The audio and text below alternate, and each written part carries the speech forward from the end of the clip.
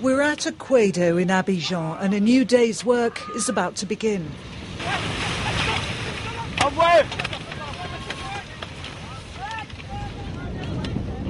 In one of the world's poorest countries, this is how many people earn their living, picking through the rubbish, looking for anything at all they can sell, even scraps of plastic. Thousands of people live and work around this site in Ivory Coast's largest city.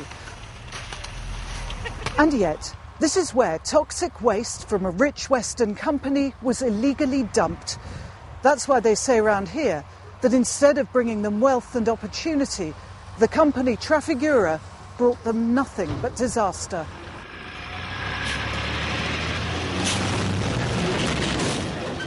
We can now reveal just what was really dumped here. The company has always claimed the waste was harmless. But our investigation shows that it was highly toxic, endangering the health of tens of thousands of people. Trafigura could have safely disposed of the waste in Europe. Instead, they shipped it to Africa. I'm just round the corner from the Quaido tip and I've come to meet Jean-François Quadio.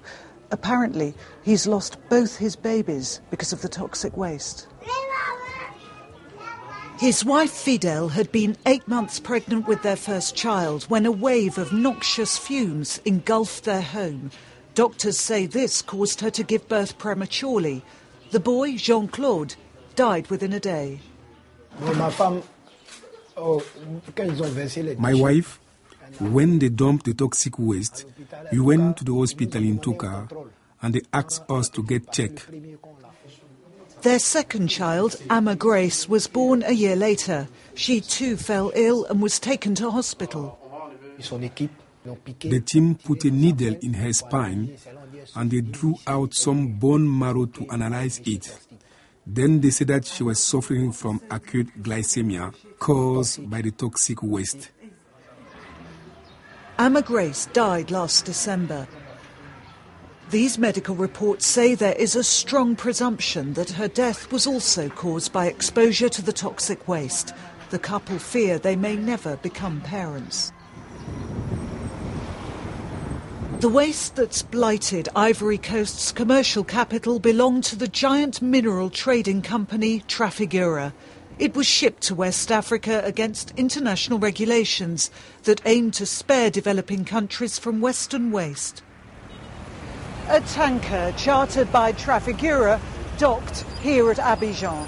On board were several hundred tons of the foul-smelling waste. It was collected in darkness by a convoy of trucks and then tipped all around the city. As the powerful stench brought people out into the streets, the drivers were forced to look beyond Abidjan. Some of the toxic waste was dumped here, right by the village of Djibi. It got into the water supply, killing all the fish that fed the villagers. Every last person here, 2,000 of them, fell ill. 3 died, and they blame it all on Trafigura's waste. The head of the village, Esse Motto, showed me what's left of the fish farm. It's had to be abandoned and remains contaminated. We started to smell something unusual, a strong odor like a gas leak, and it was very difficult to breathe. And so when all this happened, people started getting sick. And then there were women who miscarried, and that was very painful. But still, the worst was that 3 people, 2 adults and a girl, were killed by toxic waste. That was very hard. Everybody was sick. The district of Dokwi is home to 10,000 people and their doctor, Jean-Louis Louya. The community, the neighbors, saw tankers here and people dumped the toxic waste here in this lake. There were people coughing everywhere. People came for consultations and they all had the same symptoms. the same problems affecting the ear, nose and throat area, and we realized something must have happened. As Abidjan sickened, the scandal forced the collapse of the government. But the investigation pointed the finger at Trafigura. Trafigura is a company that puts the multi into multinational. It has bases throughout the world, including London, Amsterdam and New York. Its turnover, last year $70 billion, dwarfs the entire GDP of the Ivory Coast. So why did its waste end up here? A country that in 2006 was struggling to recover from a civil war. 3,000 miles away in Amsterdam, Greenpeace have been tracking Trafigura's operations. Okay. Marietta Hayono says the problem began when Trafigura bought some low-grade oil, known as coca naphtha. They tried to clean it up on the cheap to maximise profits. They picked up the coca naphtha from Texas. Yeah.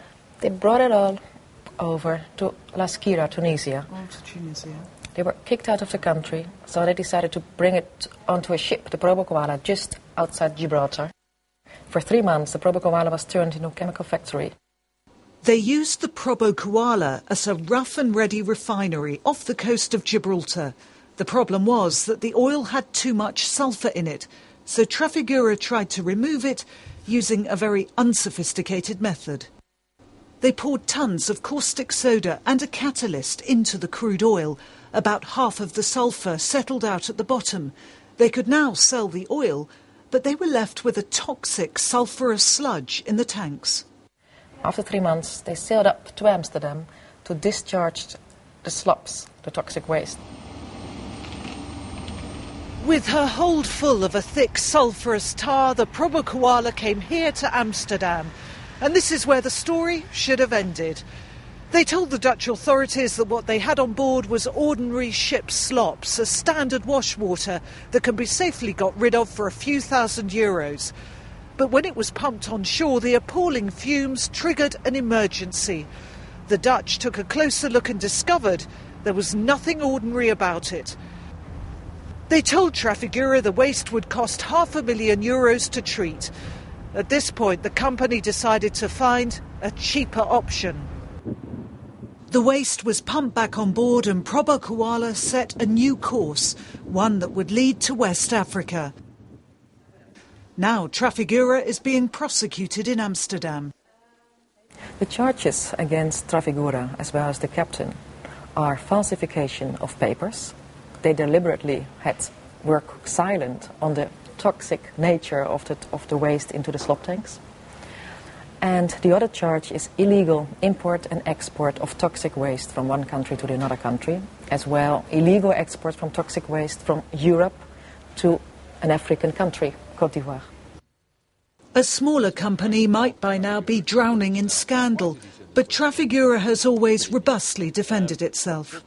The vessel, as I said, was on the normal commercial voyage, and the slops it was carrying were absolutely not dangerous. Mr. de Turckheim, I think I'm making myself quite clear.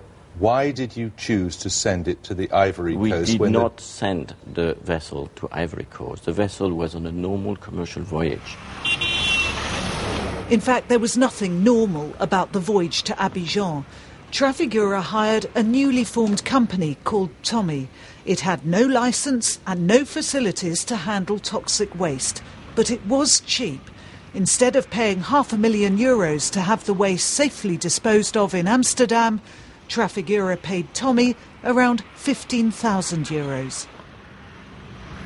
Tommy's trucks came first to Aquedo, the city's biggest tip. After dropping off several lorry loads, the smell caused panic and they were turned away. In all, they used 18 different sites, including drains, ditches and waterways. Trafigura maintained that the waste was not toxic. These materials were not dangerous for human beings. They were smelly, but not dangerous. In fact, it was both smelly and very dangerous. Newsnight has obtained documents which show just what it was the Probo Koala offloaded here. It's based on an analysis carried out by the Dutch authorities. We've seen the analysis which indicates what was dumped on the streets of Abidjan. The waste included 40 tonnes of corrosive caustic soda and chemicals which can kill on contact. There were 25 tonnes of sulphur, including 2 tonnes of hydrogen sulphide, which is lethal in high concentrations. And 12 tonnes were mercaptans, the most powerful smelling substance in the world. And what I'm going to show you is this map. Yeah. John Hoskins, a fellow of the Royal Society of Chemistry, says this toxic cocktail would trigger mass sickness in any city. Well, if we take a big city, Manchester or London, let's say Trafalgar Square in London, the centre of London, you would have people being sick without any choice for several miles around. And that would involve, of course, in London, millions of people. And I think the effects will probably reach out right to the M25 ring. It's that powerful? It's that powerful. It's that powerful a smell. It's the most odorous material that has ever been produced. With its equatorial climate, every downpour saw new chemical reactions. John Hoskins says this would account for further releases of deadly hydrogen sulphide gas and other toxins.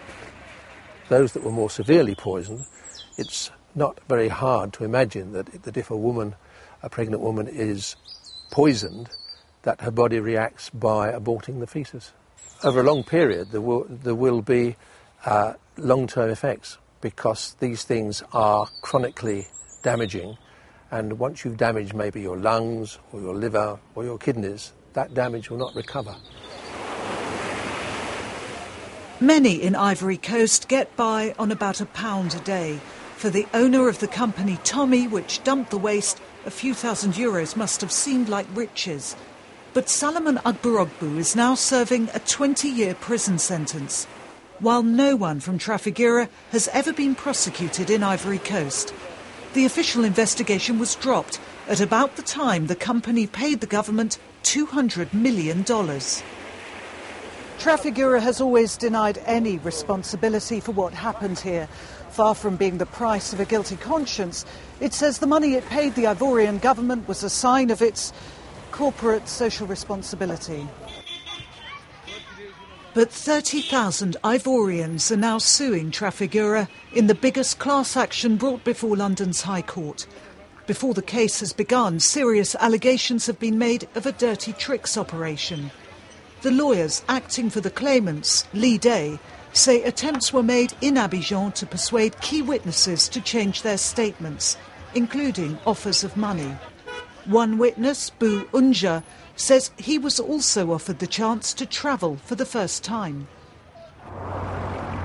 He'd never been on a plane before, he didn't even have a passport. And then one day he did, and was whisked off on an all-expenses-paid holiday to Morocco. They brought him to a place that's seen its share of intrigue, Casablanca. And of all the luxury resort hotels in all the towns in the world, Mr. Unja walked into the Sheraton, where he was to discover there's no such thing as a free holiday. Mr. Unja says he met 2 lawyers from the London firm Macfarlane's who were acting for Trafigura. He says they questioned him about his evidence. Macfarlane's have told us tonight that they had valid and exceptional legal reasons for agreeing to meet Mr. Unja because of evidence that fraudulent and exaggerated claims were being made against Trafigura. Macfarlane's paid for Mr. Unja's travel and expenses, but say they neither made nor offered any other payment or inducement. Back in the village of Djibi, events in London appear remote. They're still dealing with Trafigura's waste. It's been bagged up and stacked on the edge of the village, but it hasn't been taken away. They came, they dump it, and never mind those who are there. If they died, too bad for them. If they live, great. That is just incredible. This disbelief is still widely felt in Abidjan, nearly 3 years after they were poisoned by waste from the West. It could have been dealt with safely in Europe, but it wasn't, and some of the world's poorest people are living with the consequences. Well, tonight Trafigura issued a statement saying they weren't responsible for the dumping of the waste from the Probo koala, and that in any case it wasn't toxic and that it couldn't have caused deaths and widespread injury in Abidjan. The full statement's on our website.